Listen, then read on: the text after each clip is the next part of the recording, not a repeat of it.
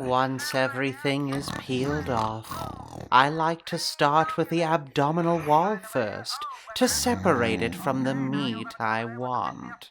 I try not to cut too deep, so I don't puncture the intestine.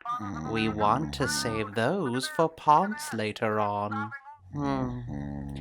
Maybe it wouldn't be so bad to guest star in a cooking segment.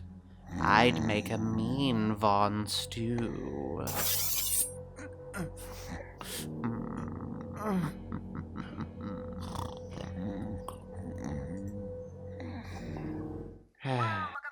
Nah, it wouldn't taste good.